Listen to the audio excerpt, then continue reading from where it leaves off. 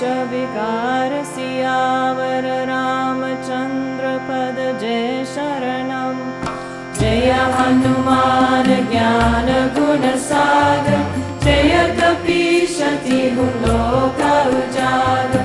रामदूत अतुलित बलधाम अंजनी पुत्र पवन सुत नाम। महावीर विक्रम बजरंगी कुमति निवार सुमति के संगी। कंचन वरण विराज सुबेस कानन कुंडल कुंचित केस। हाथ वज्र और ध्वजा विराज कंधे मूंज जनेऊ साज।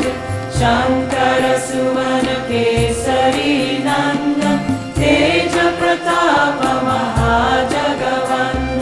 विद्यामान गुणी अति चातुर राम काज करिबे को आतुर। प्रभु चरित्र सुनिबे को रसिया राम लखन सीता मन बसिया। सूक्ष्म रूप धरि सियहि दिखावा विकट रूप धरि लंक जरावा।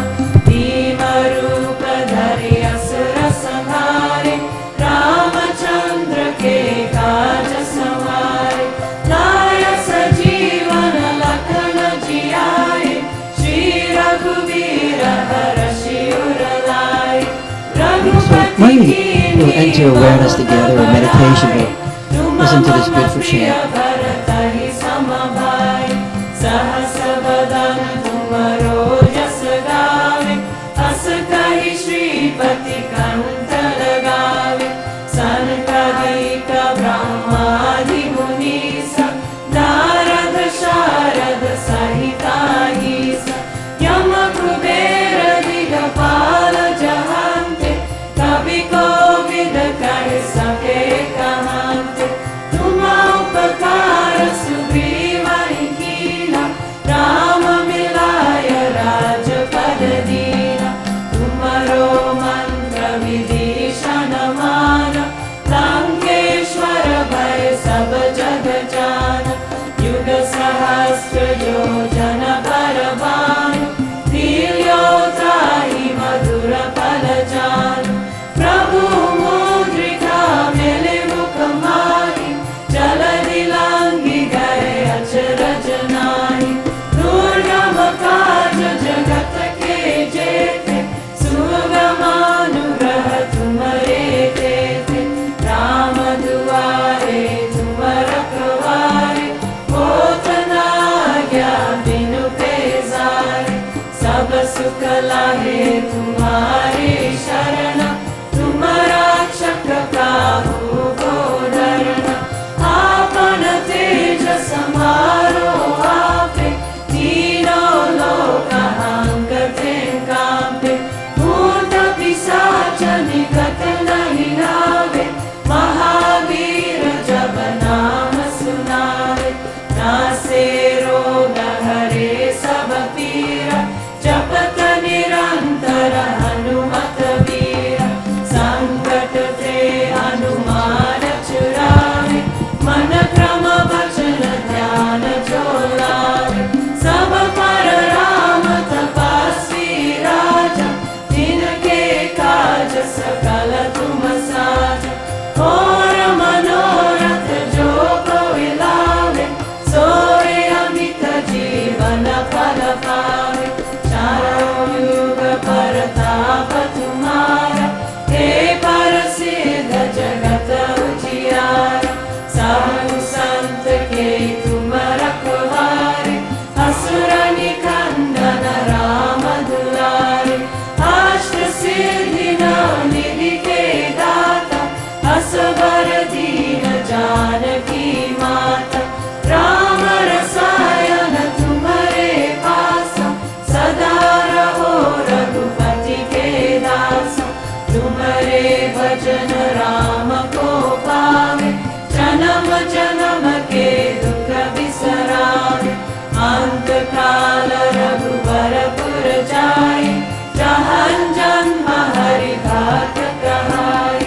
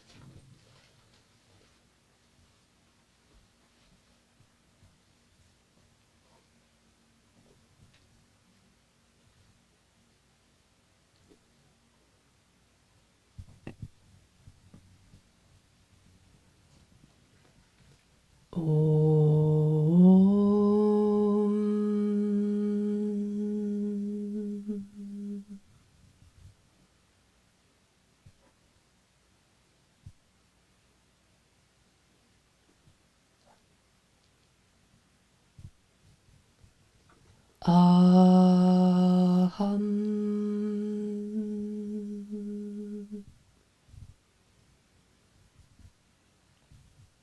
Aham.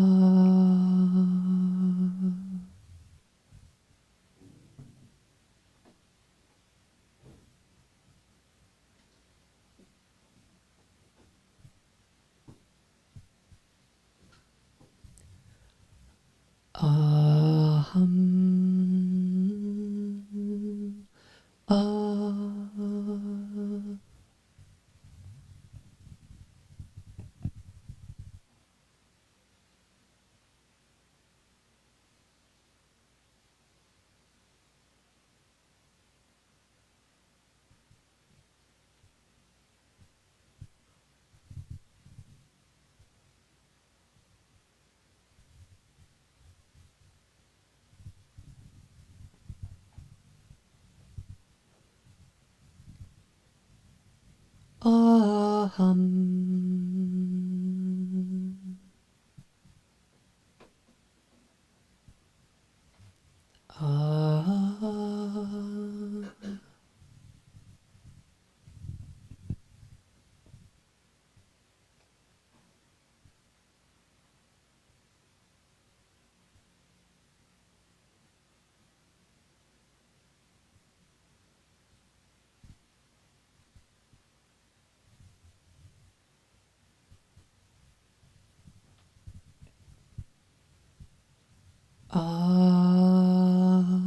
Aham.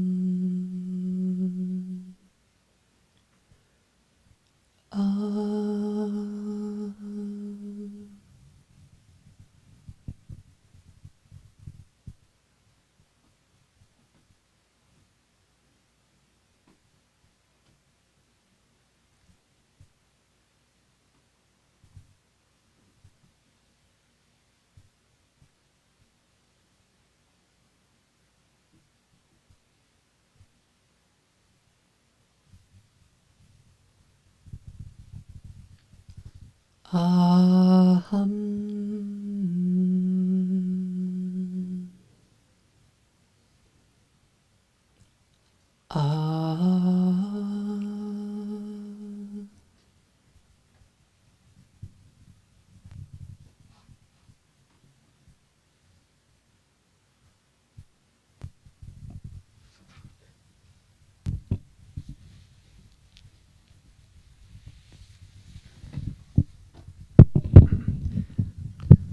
Let's stay with our eyes closed for a little while.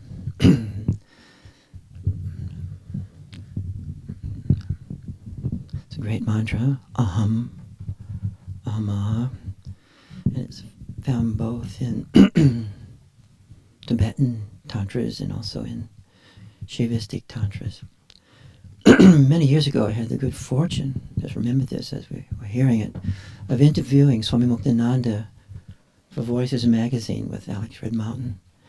And we went there as psychologists. And I asked him the question about depression. And what does it suggest about that? And he says, this mantra, aham, I am.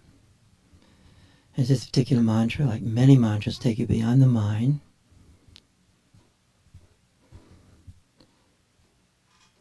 into the base of pure awareness. Aham, ah. Aham. It's a heart essence mantra, sitting right in the center of the heart.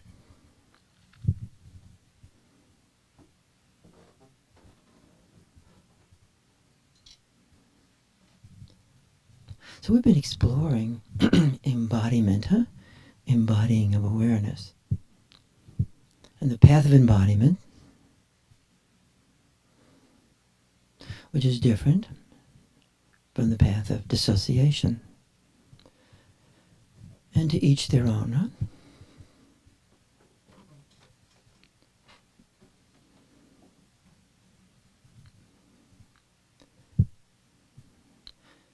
Embodiment, or embodying, isn't really looking at the body objectively or externally. It's the inner experience.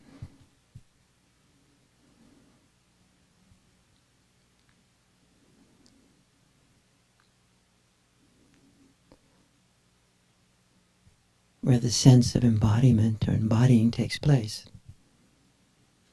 You have a very beautiful and strong body, super body, and in this sense,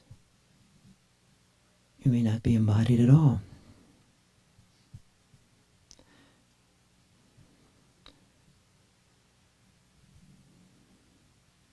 Embodying is not internalization, like internalizing this scene or that event. It's not representational whatsoever.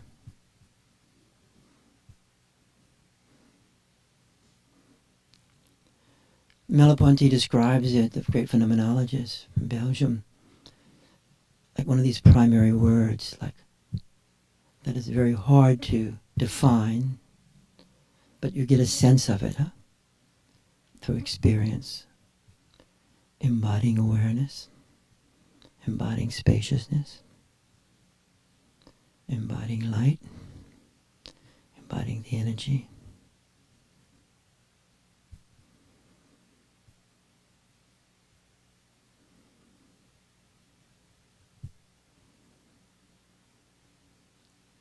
Embodying the field, embodying being, tautologies actually.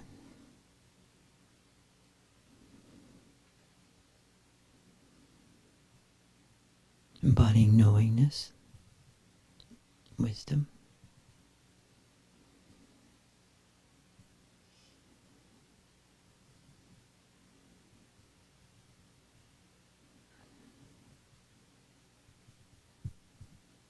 In the ancient Vedas, the rishis were called often seers, S-E-E-R-S. And there's great emphasis on seeing, visions, light. But they also were described as rishis. And vibration, the vibrational ones, they vibrated, they pulsated, undulation, life force, chi, shakti, embodying.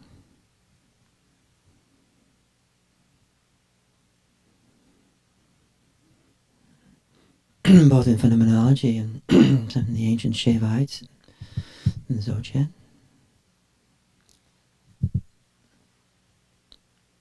But understand that by embodying this awareness, this awakening of awareness, often coming about through touch or gaze, proximity, resonance, then this awareness, this base,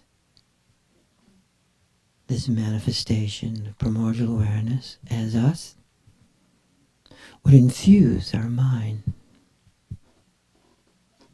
infuse the functions of the mind, infuse feelings or affects, infuse sensation, infuse memory, infuse smell, infuse sight. That through the our very eyes of our body, we can actually experience and see the light. And through the skin, sensations, we can feel the primordial energy. Through the ears, we can hear the subtle sounds of everything.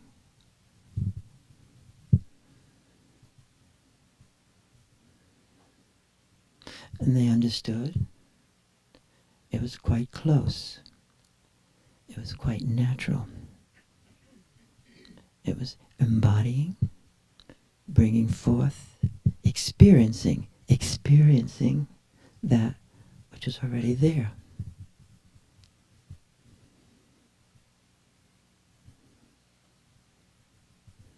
This primordial oneness, this world, this earth, out of which everything and anything arises.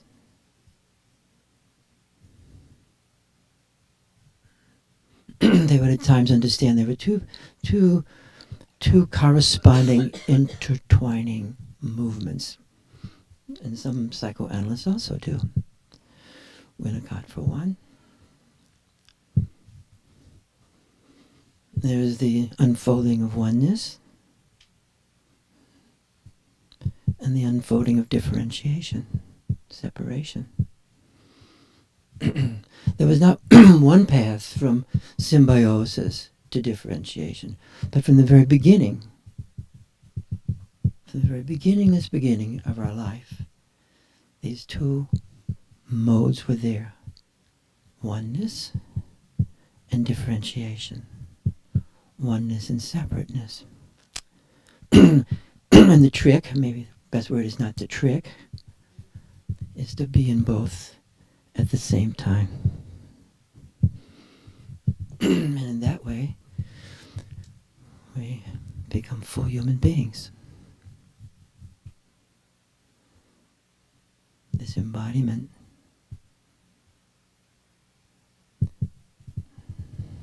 they also understood in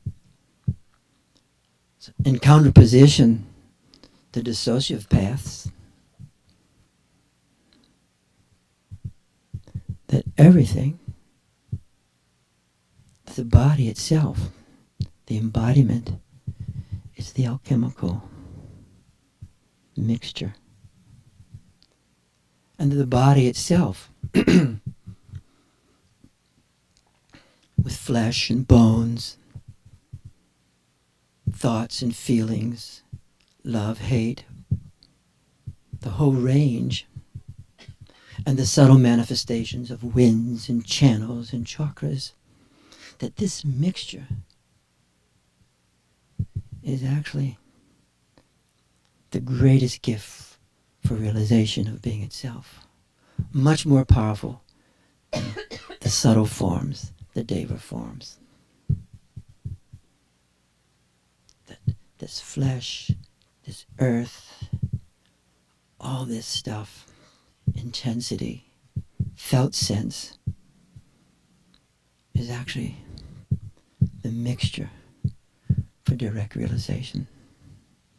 Shalom Tarchin was speaking about this again on Saturday morning. That's why the human body embodiment is so precious and so cool. To be embodying and embodying everything.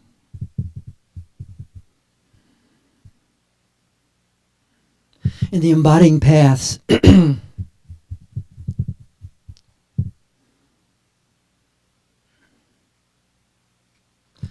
actual goal, the start, the aspiration, is not being free from suffering.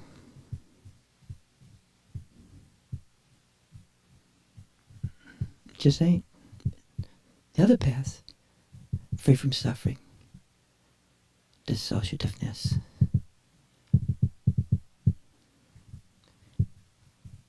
So dissociation is a really wonderful talent to have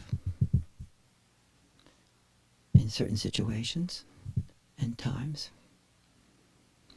But once we get into it, it's hard to leave it. And then we start the path of embodying step by step. And this path of embodiment,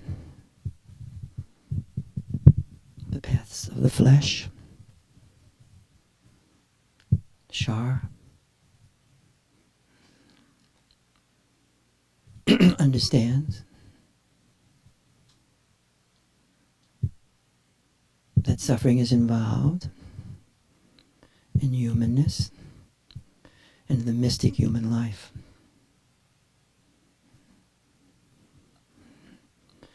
And if we're totally bent on avoiding suffering, nothing will happen. Nothing will happen. It's not the path of cessation, which is a path of death.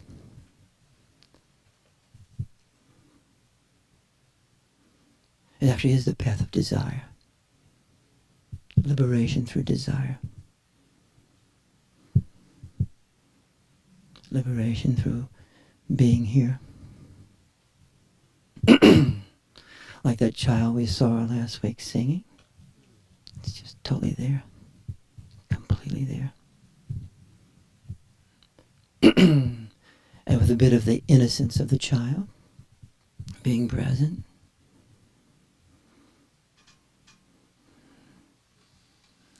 And experiencing through sensation the bliss of samadhi, and experiencing through the world the bliss of samadhi states. It's a challenging path.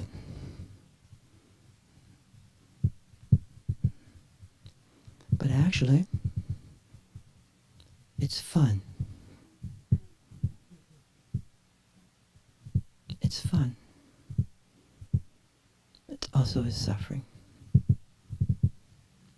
Like love.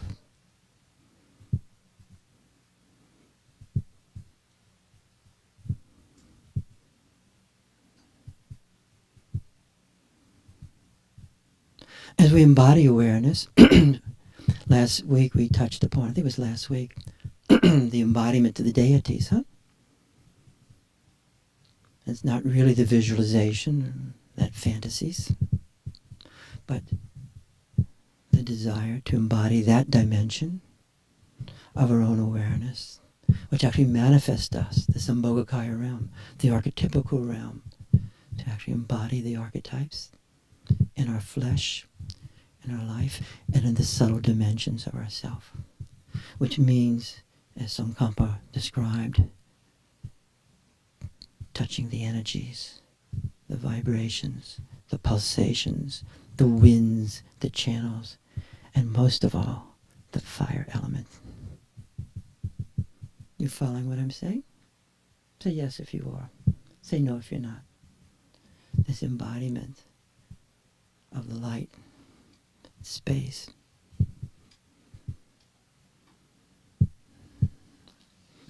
Which is also interesting in these traditions.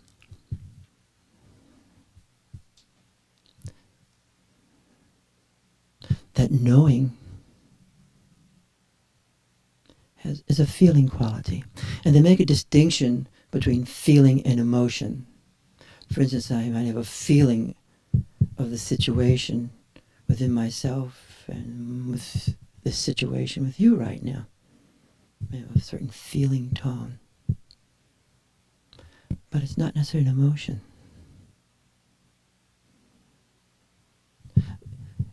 It's like when Tanya was chanting, invoking a hum.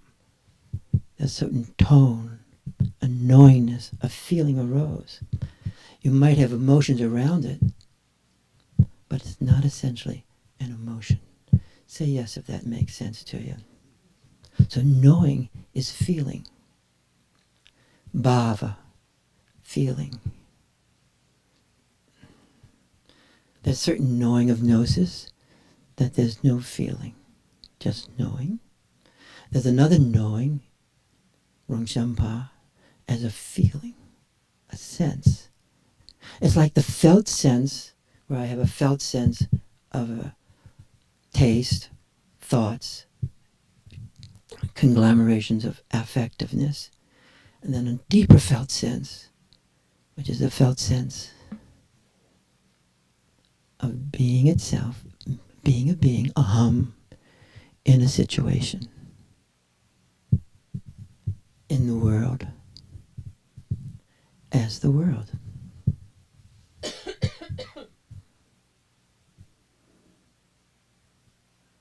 In these traditions, a hum, I'm manifested through the world.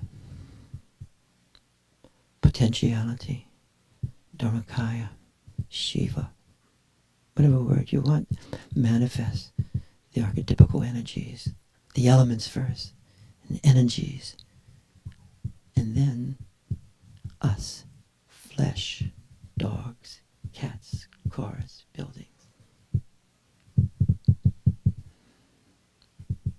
But we manifest from the earth, the elements. And the path is one of embracing, not necessarily liking, definitely not passive, like cows, but embracing, embodying what's unfolding as it's happening. And the amazing thing, as we do that,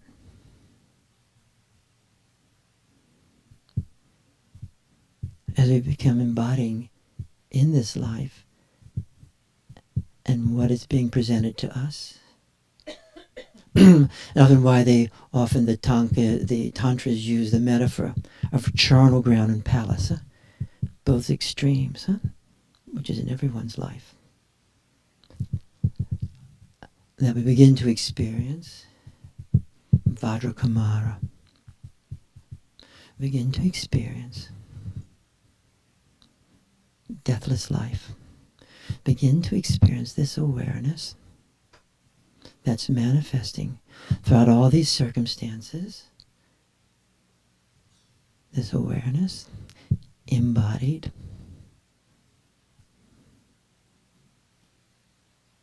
to use their words, unborn and undying.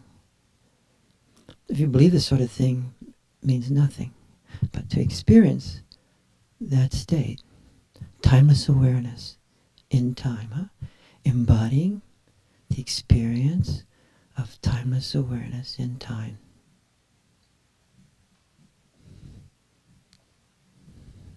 And then at that point, when that happens, you actually drop away from being locked in to sheer materialism.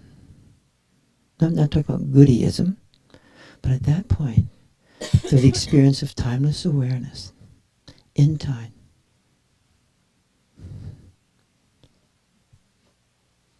then you are in the deathless state. Because the yogis understand in that place, it is the same exact state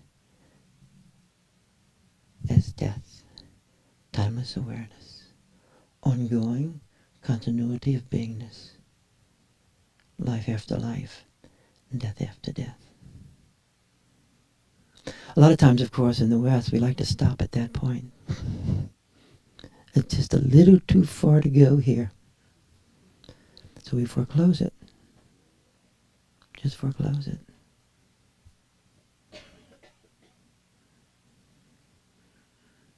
And we love awareness. We like awareness. But the nowness of it is very limited. The nowness of awareness is limited. Just like Padmasambhava said in his induction to meditation, don't focus on the past. All the analysts go out of business. You should know it, but don't live in it. Because if you live in the past, you'll probably die there too. Not been here yet. Want to keep moving.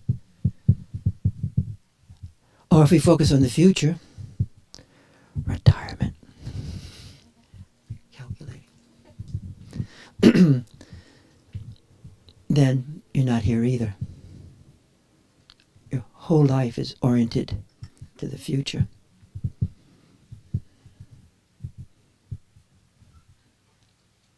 But this present, in the present, is where timeless awareness resides.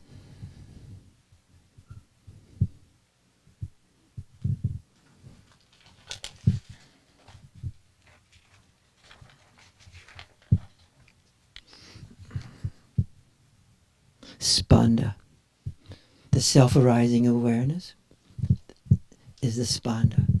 It rises,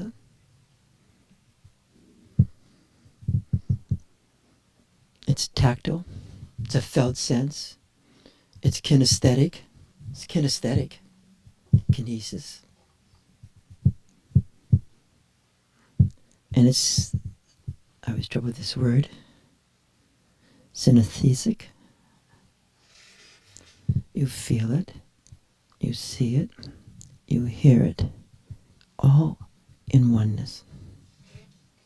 It's not fragmented.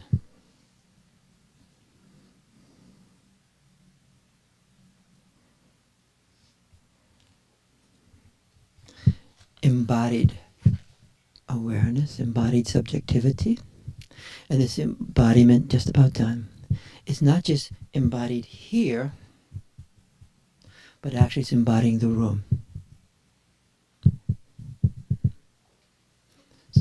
And as it embodies the room, as you embody the room, you then embody the house. And then as you embody the house, you embody the block. They actually used to measure people's capacity of how strong the field was. So they say, like the realized people, like Buddhas and that, they don't really, they embody the whole thing. So they're there, here and there, none local. They're there. Do you understand that?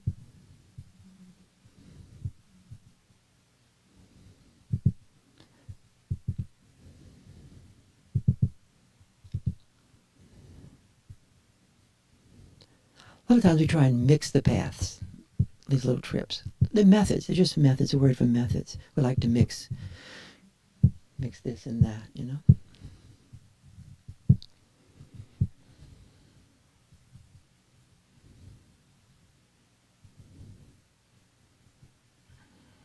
I really liked last week a lot. I especially liked what Dan was sharing, where he was describing the experience, pulsating and vibrating. He's not here, it's on the internet, describing the appearances appearing, then dissolving into emptiness and nothingness.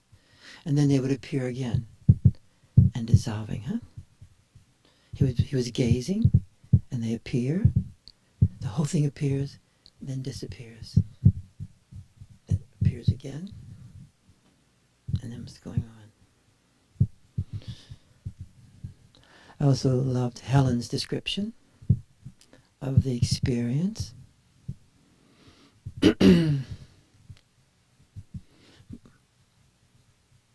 With her partner, her companion, of entering the non-dual state, but from essence. Sometimes we can enter the non-dual state a little bit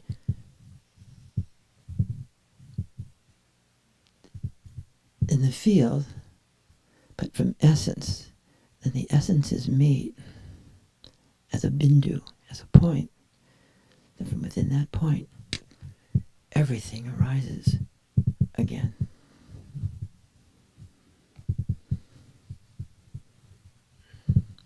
So, with that understanding, let's pair up. But I'd like you to pair up. And you can move, but stay in the state you're in. We're going to stay somewhat serious, or sort of serious, but not too serious. But we're not going to fool around right now. Just stay in your awareness state.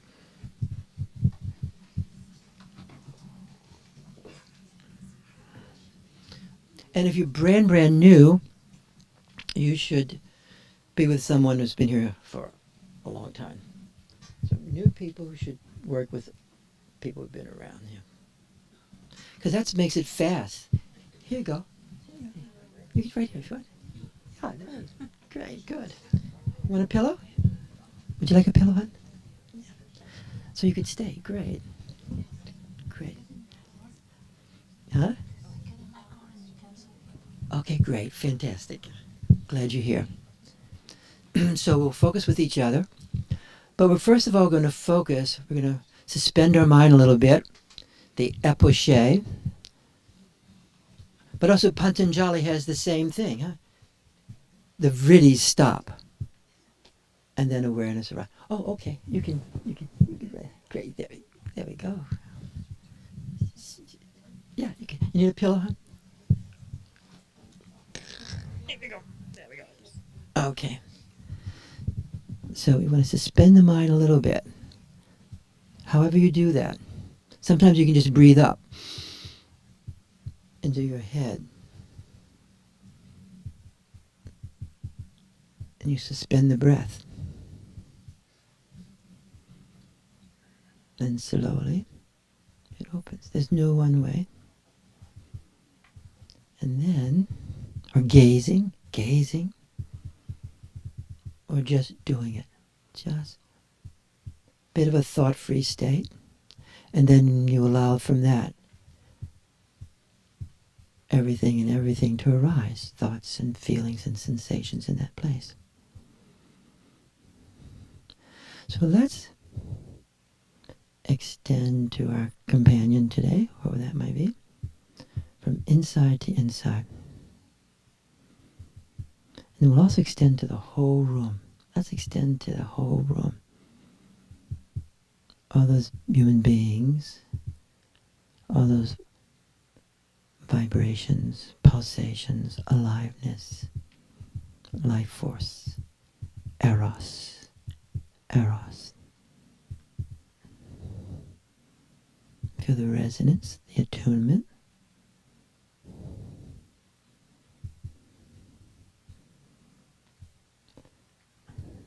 Feel your perception extending non-conceptually. Just like we can project our mind all over the place, especially what's not best in each other, we have the power of projecting our own awareness, which is actually the self, the experienced sense of self. The experienced sense of self, as we learn to experience its extension, actually becomes the world itself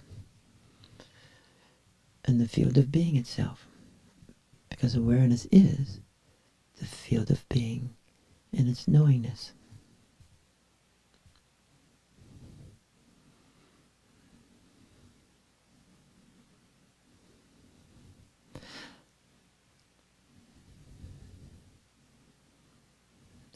Then,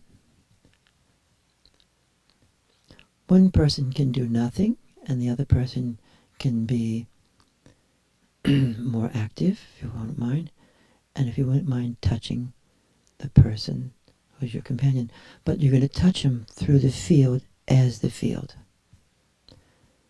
There's a touch that's just a chunk of meat, and there's a touch of the energy, the chi, the light that moves from one being to another. And all this is natural. And you don't have to have talks like this. And you can extend it from your heart.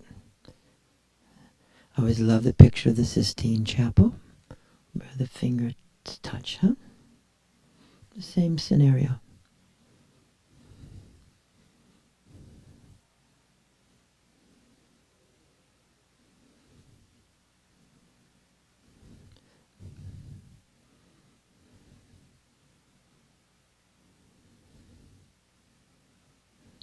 As you're touching the person, if you wouldn't mind bringing forth more energy in yourself, so you can go down into the earth and have it come up through the centers, activating the energy in your body, the chi, the shakti, up through the navel, heart, palate of the mouth, eyes, behind your eyes.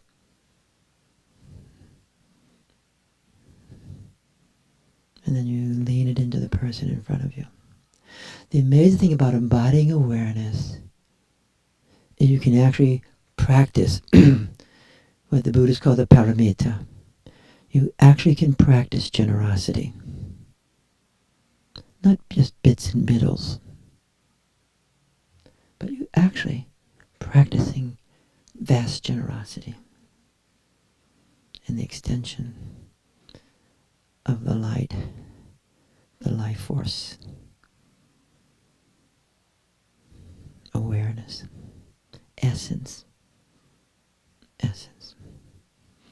So we're trying to go further now that you can actually feel the essence, the heart drop, and releasing that. That's what all the great healers do too, right? They don't release their energy, they release the energy, or the light.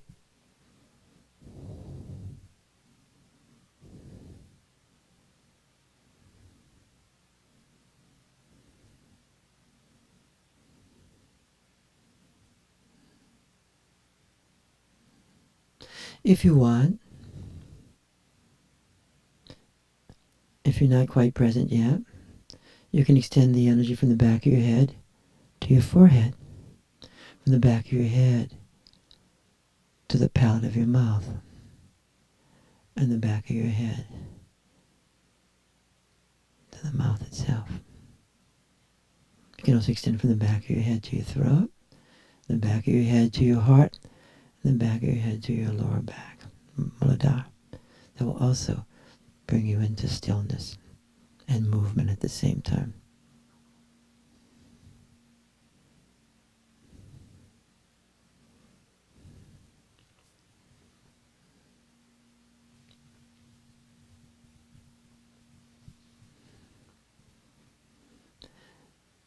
And then I'd like you, if you wouldn't mind, taking one more step where you've activated the channel, the column.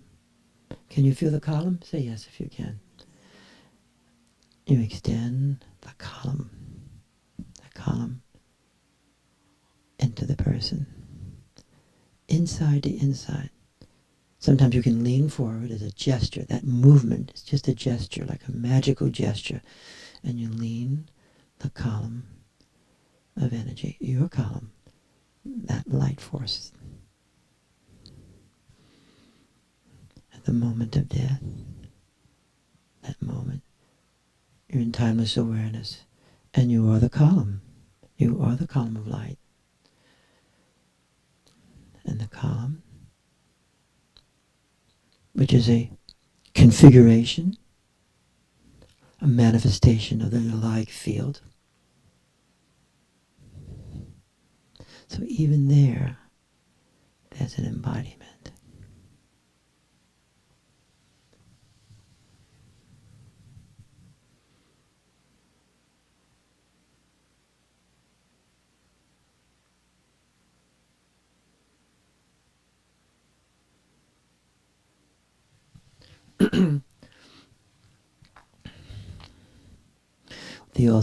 And in this place, in this state, as Dr. Yen Shin, the great Qigong master, would say,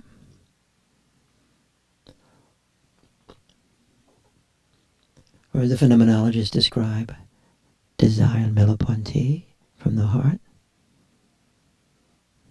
or the wish from the heart essence. I like seeing these same things in different traditions. It gives me confidence. Then you hold the wish. Not in your mind.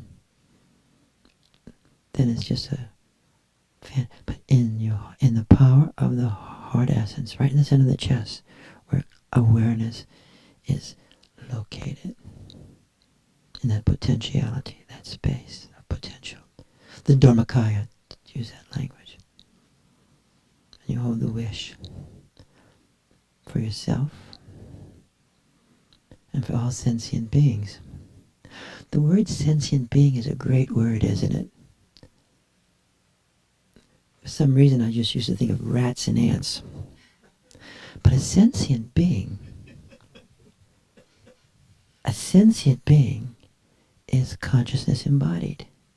That's the true meaning of a sentient being. It's not just a sensation, but sentient beings are consciousness embodied. And as the embodiment of the awareness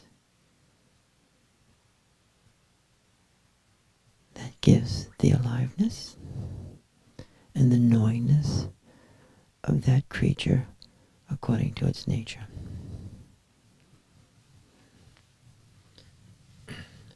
So now, do you feel at this moment that you're in non-duality within duality? Are you in oneness? And you can talk about it, but you have to talk from the place. If you leave the place, then it's a commentary, like the news. But can you speak from the place, in the state you're in, about what? Are you touching timelessness in time? Or experiencing oneness, non-duality, with difference?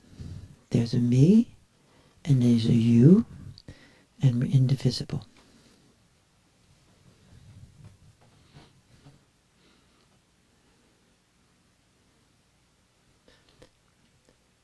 And I know it's hard to speak, but learning to integrate these functions allows us to be in this state throughout our life, throughout our day. Without integrating the functions, you have to sit in a cushion and be fed. Till you have to go to the bathroom.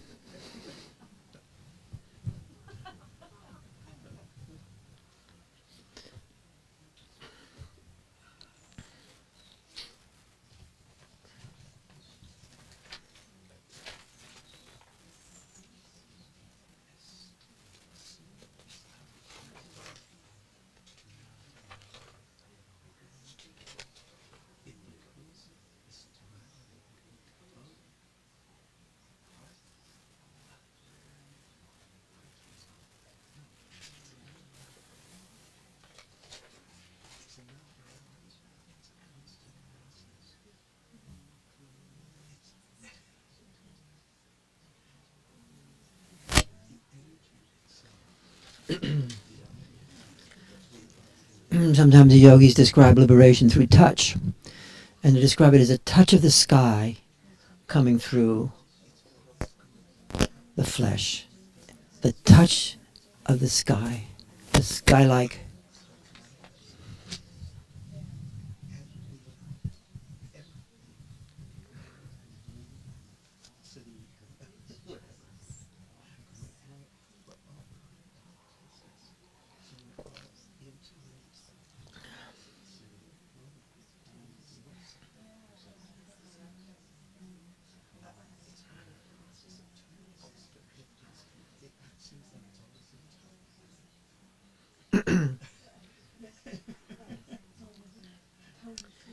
You have to go, Kate? Okay. You got a cold? Did you get it from Sharon?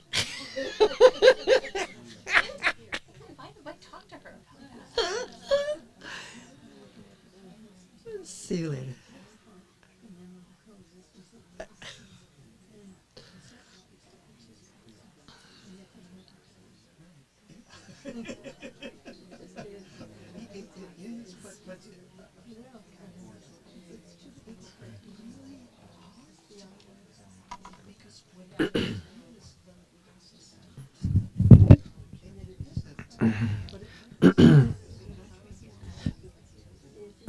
and it and actually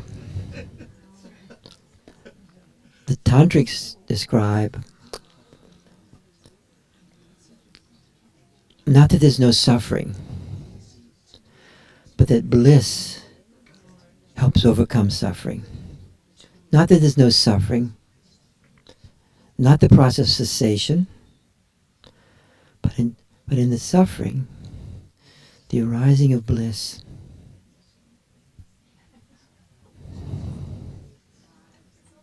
Freezes.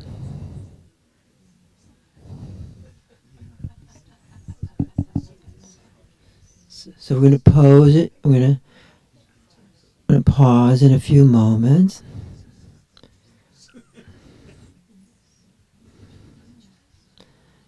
And I, again, also liked last week a lot because I loved what Patricia said, and she gave us that poem. So as a evocation, we have her give us this poem again, please.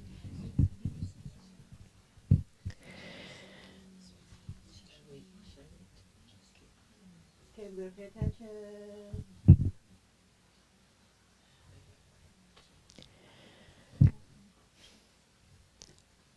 When hearing gives way to listening, one's awareness increases. The will is aroused, and all aspects of our being are involved at the same time. Who says that? Alfred Tomatis, Oh, great, that's right. ear, nose, and throat French physician who has developed a lot of alternative treatments for everything from autism to hearing issues to... Is he still alive? No. Let's see. I was just wondering. So let's just wander around here. Let's see. Briefly, would you mind describing your experience? You were chatting there. What happened? Just briefly, though. We're all going to listen to... When we hear in the field, we're going to hear it simultaneously And that will help us hold that experience in ourselves. I experienced Juliet's inner energy entering with my energy.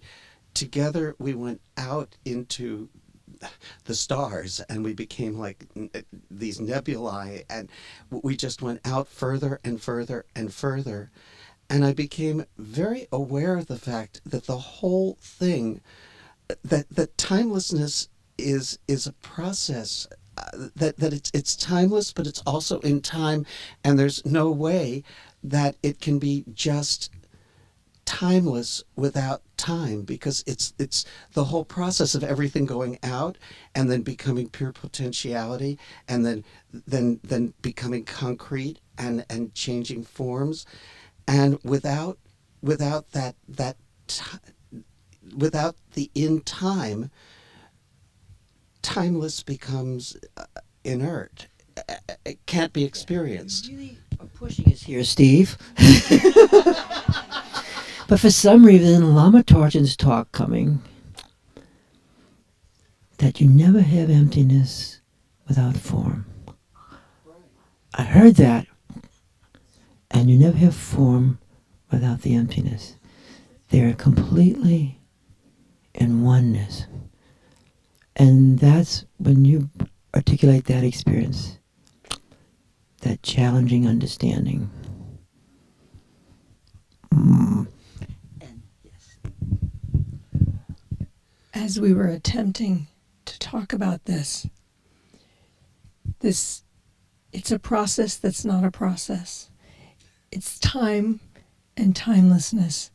And the more we attempted to speak, the more it became apparent that this expanse of time and timelessness is unspeakable. Thank you so much. You're new here. Yes. You're a visitor. Glad to have you here. Thank you. The experience was very,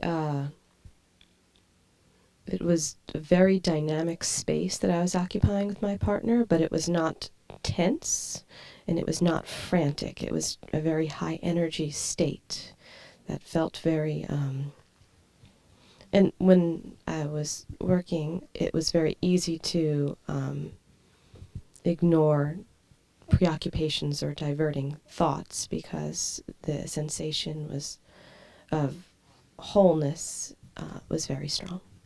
I love the word sensation. The sensation. And the sensation is not just a scratch. It's like, it is literally the sensation that's broader than a particular sense. That sensation. Like the sense of. Thank you. Let's see over here. I'll go to the other side this time. Okay. Okay. Yes. There we are. When Skip and I extended our columns to each other, there was a real swirling quality to it that we both felt, and by having that, it really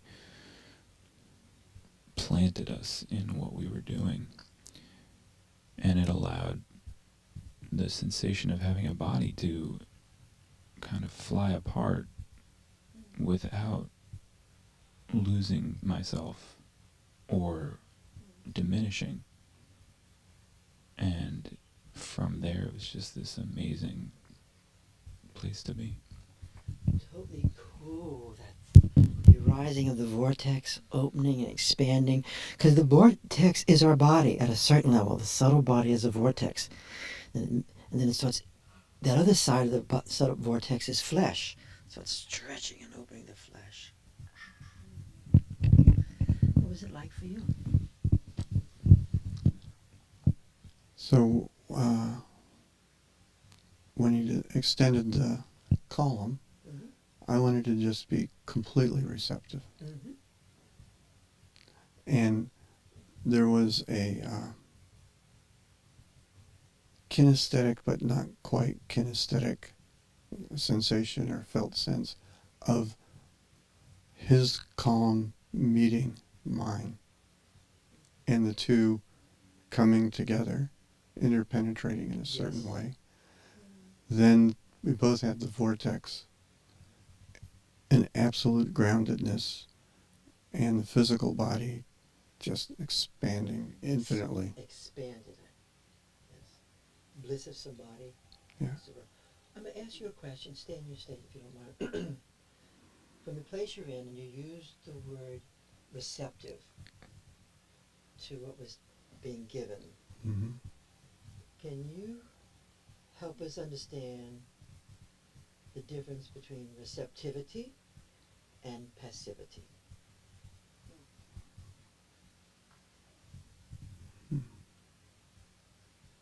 If you feel that at this moment, as you explore your feelings, receptivity and passivity. So to do that, I'm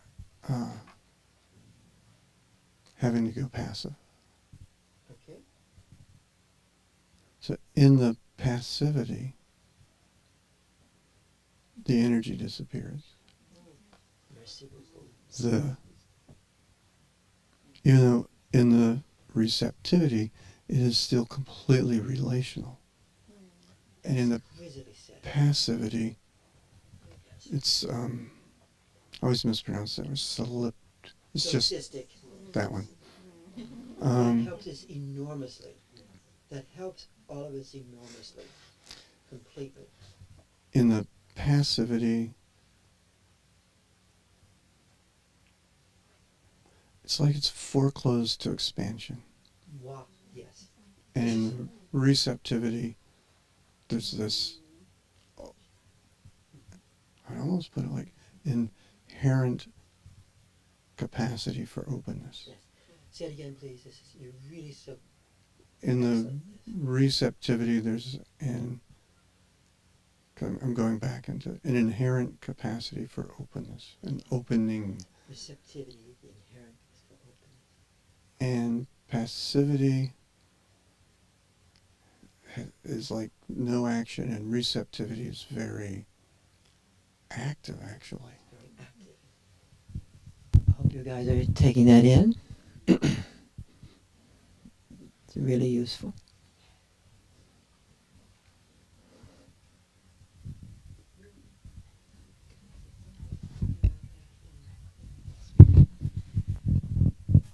As Skip was talking about that, I realized that he was sort of on the other side of the experience that I was having, which was as the active individual. There came a point when I felt the essential need to open up to receptivity in the act, while being active, and to let the touching of her touch me back. And when that happened, there was just such a bigger experience with the energy and light and the presence of the experience. That's so balancing and so cool. We'll just sit for a minute just listening to what they told us and feeling that in our own body.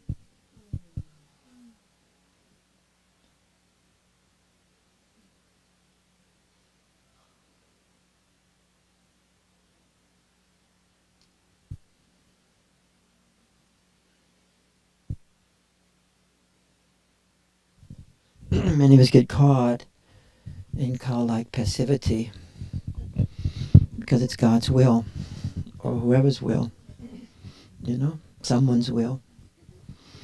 And it easily becomes a form of the master-slave relationship. One more time. Really appreciate you guys sharing this today. So we're going to breathe a little bit and we're going to go back to our companion.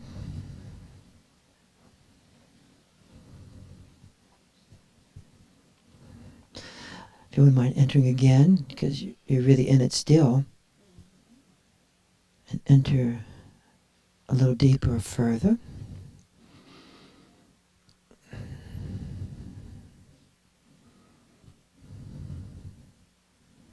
That knowingness,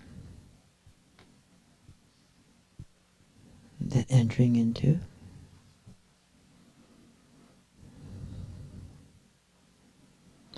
And if you wouldn't mind cultivating, in light of the paramita, to use that language of generosity, a particular affect that you like, a particular affective state.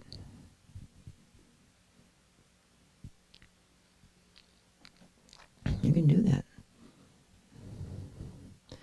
And then, would you, in generosity, transmit, give that to the person who you're with?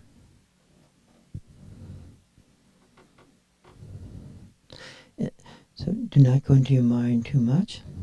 A little bit of your mind is okay, but mostly you're going deeper into the awareness. Pausing, thought-free state. It arises naturally. You have to be just opening receptively.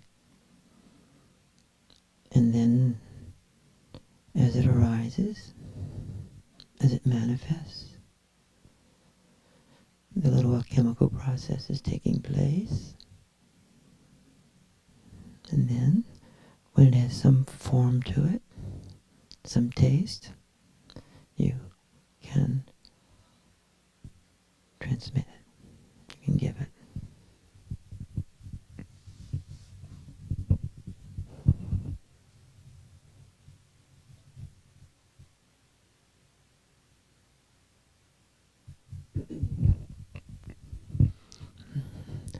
When we're giving this, it's not really an emotion. I use the word affect, but it's not like an emotion. It's not reactive. There's no drivenness. And you can just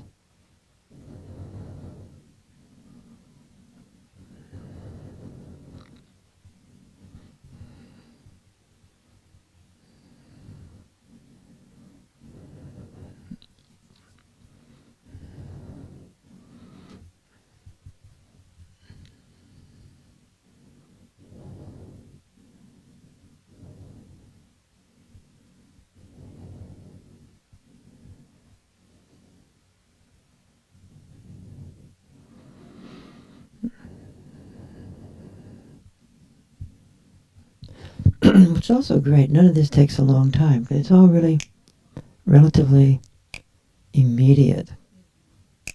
It sort of happens, or it doesn't happen.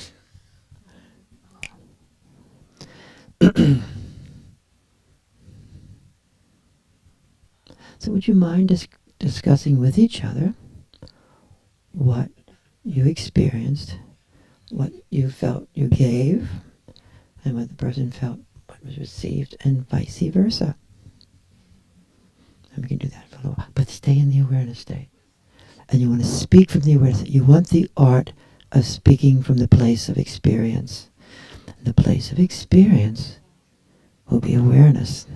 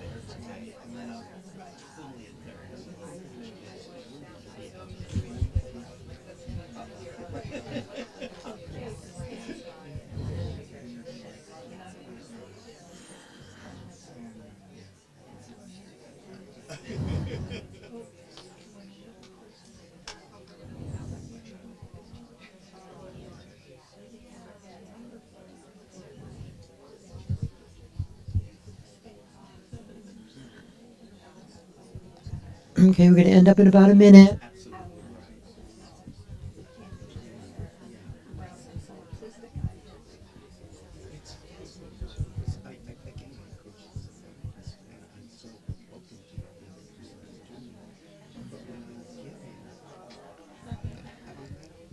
So, were you touched by the gift?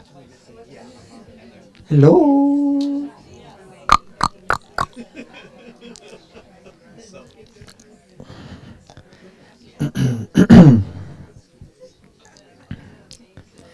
So, here we are. We'll just share our experience of being touched by the gift.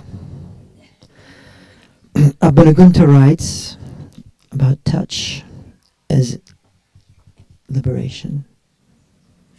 Various touches, like the gift. Abiding at the end of the principle of the Shakti, being most subtle, most subtle is a certain touch, which the yogis always long for. And at the limit of this touch, right beyond that boundary of it, there arises this recollection, the pure sky of consciousness. And to experience this is to move in the supreme, sublime. Some forms for the Shaivites also. Shiva is light, and the Shakti is touch. So, would someone mind describing if they felt a gift? Do you guys mind describing here? Welcome. Is whatever happened briefly? It felt like there were a lot of stages, and I became aware of, as soon as entering awareness, my differentiated self changed into a kind of different being from my usual. It became a better being. It became kind of like Buddha. Like I could feel my eyes going down, and like this kind of loving wish that came from my heart, like a very condensed beam, straight heart. And then at some point it opened wider, like a big field of light this way, like with horizontal. And then it transformed again into these like beads of like drops of light, like everywhere. Beautifully described. We know you're here today, a visitor. Yeah, I'm a visitor, and we were discussing that I was trying to send fire towards her, and we were thinking that maybe this opening up that she felt was my fire being received.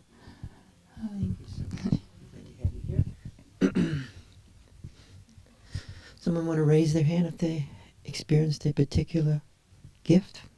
Anybody? Yes. Excuse me. Hi, Dawn. What happened? Well, the first one, when it finished, I was just filled with incredible joy and bliss. So then when we did the sending in affect, I sent joy. And Marla sent the same thing to me when we finished. And so we just ended feeling just bliss and joy. It was just perfect. You know, it just worked really well. Great? Yes. I'd like for you to know that you have this capacity to invoke this quality in yourself and others. I'd like for you to know this, that you actually have this. I didn't think I did. But thinking about that, I just... we're both sitting here just smiling and happy, and it's great. I want to be like this all the time because it's so wonderful. What's it like for you to be sustaining this, learning to sustain? Because you've got it, so now you're practicing sustaining. What's it like to practice sustaining it? It's hard. Because that's the right answer. That's right. It's a great, it's a true answer, right? Yeah. Because it feels so wonderful right now. We'll make it easier for you. We'll make it easier. Connecting with other people more and doing this. Connecting, right. Solipsistically, it's not easy. No. And solipsistically, we can do it. Mm-hmm. But the dilemma with all this stuff, I should talk in the microphone. The dilemma with all this stuff, it has to do with postures. So say I'm a solipsistic posture, and I can feel it solipsistically. But then I have to move, or if I only think I can do this when I have a certain posture, literally a physical posture. So we're constantly having to integrate world The bliss of samadhi, bliss of the world, all right? I was once told by a lama, really and truly, if I left and went to the mountains, something could really happen to me, like go to India. You know, I thought about it, but I said, nah. Because it can happen here. I know it's here. Where else can I be other than here? I'm only here. Wherever that is. Well, Rudy, as you asked Don that question about the sustaining, I noticed that my whole energy shifted, and I could all of a sudden feel that contracted, fearful place that comes over. And then I began to contemplate that, and I thought, well, that's it. It's that fear of loss.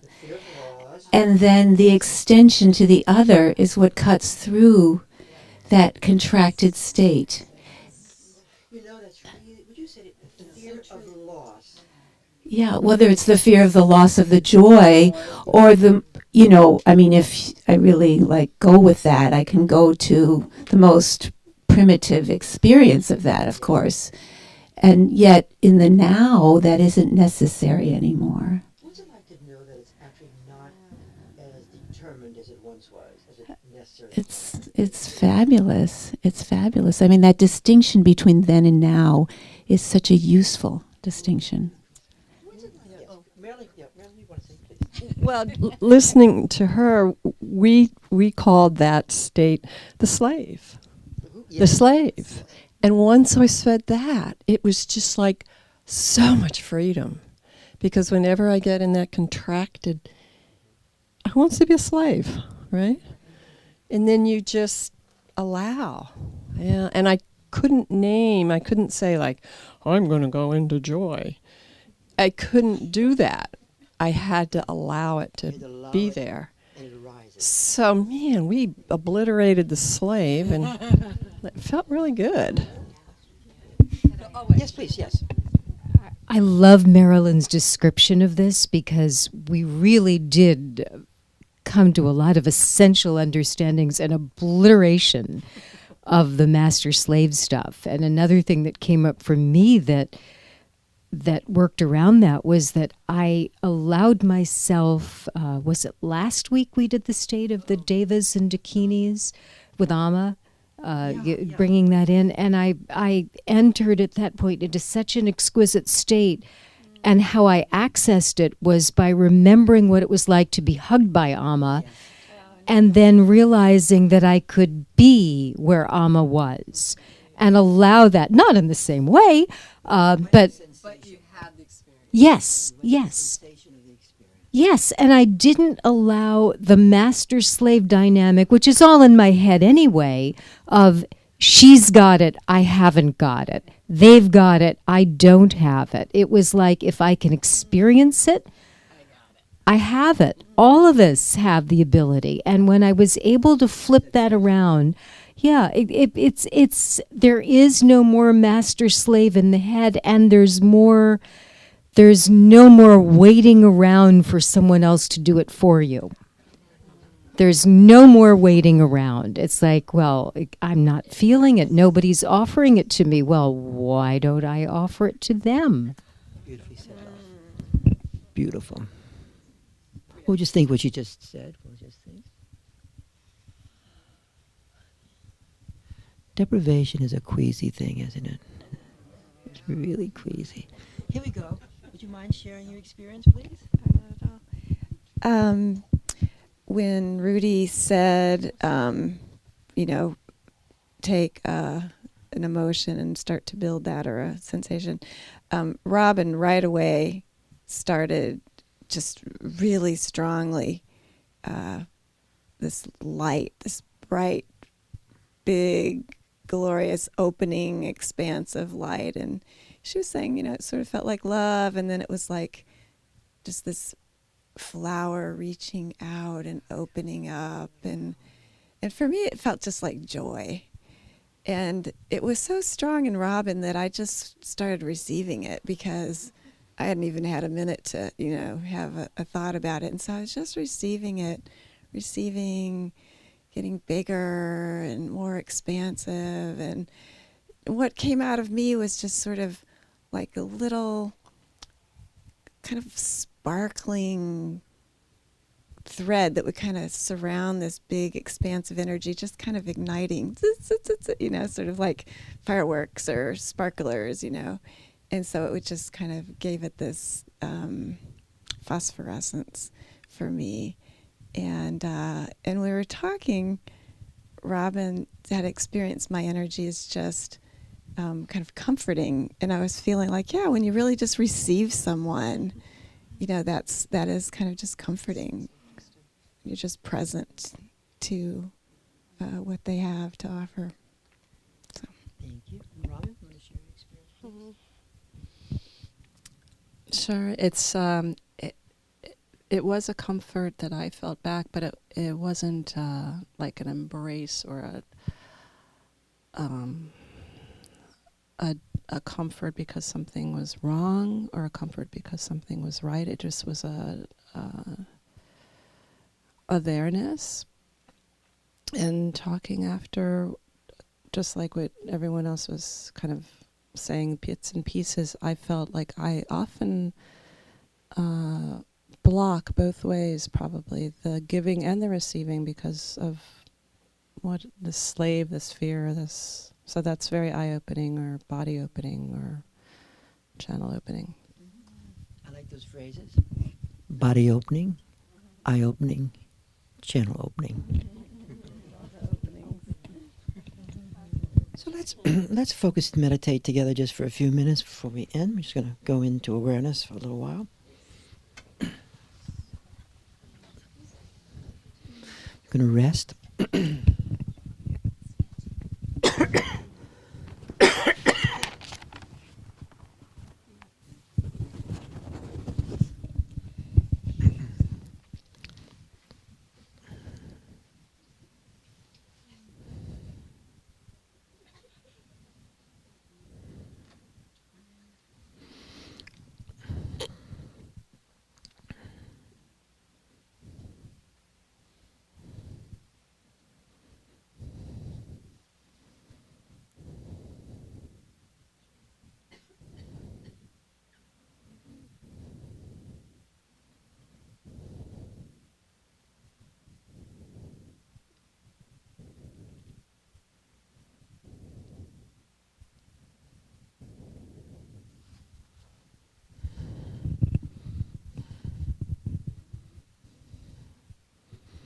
And we're meditating right now. Excuse me. We're going to consider, just for whatever is happening, that every experience, every sensation, every affect, the feeling of knowingness itself, every experience is the manifestation of divinity, or Shiva, or Shakti, or primordial awareness. Every experience, every action, every moment, everything is the manifestation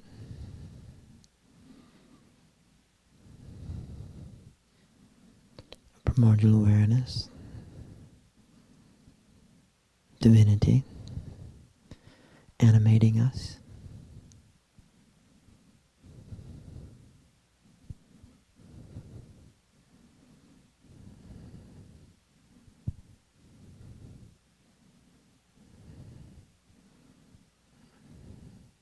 Like Stan's experience that he described last week,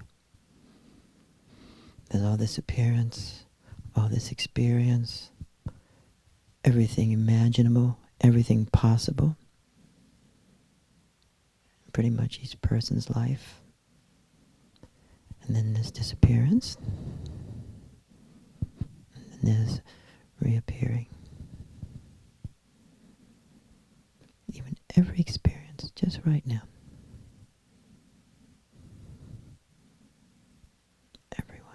Every experience.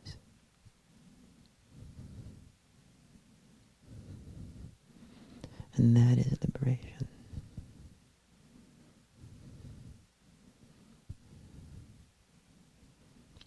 And experiencing the different dimensions, huh? Same. Pure, vast, luminous darkness potentiality.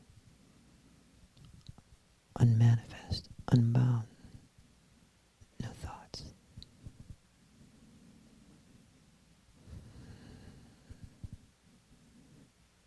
Energy. Moonlight light. Vortexes. Pulsation. Forms. Sounds.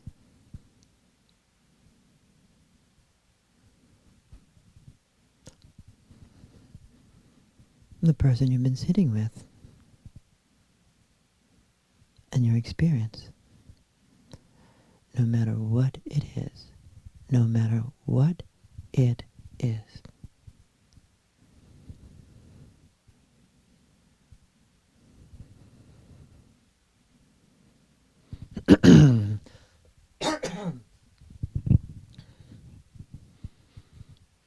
That's why the great tantric masters make this statement that is so challenging. Get beyond your mind. Get beyond right and wrong. What?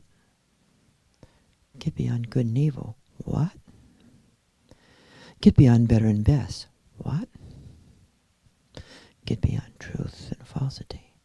What? Then you will live life after life, death after death, in the luminous self.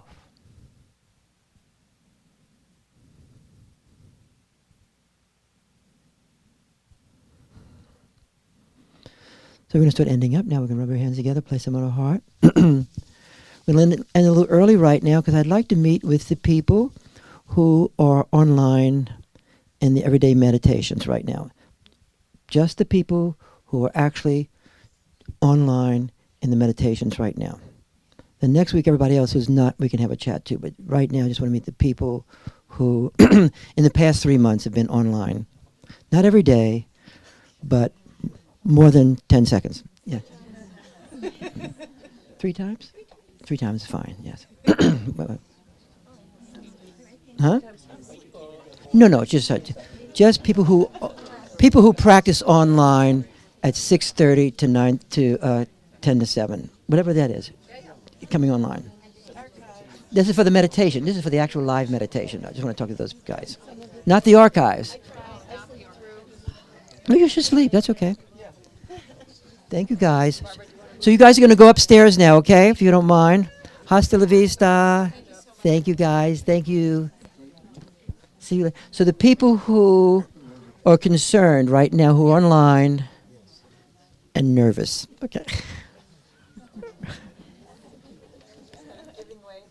But only if you actually are online. Not if you want to be online. No. If you are online.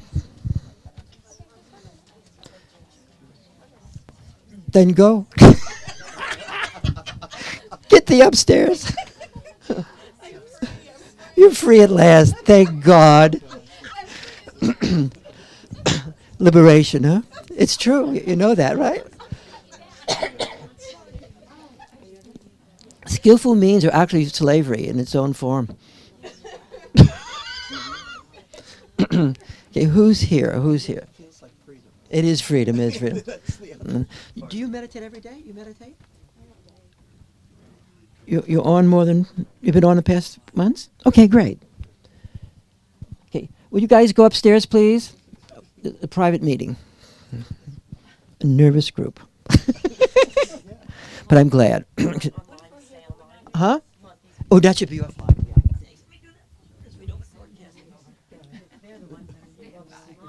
But they're online. Yeah, that's true.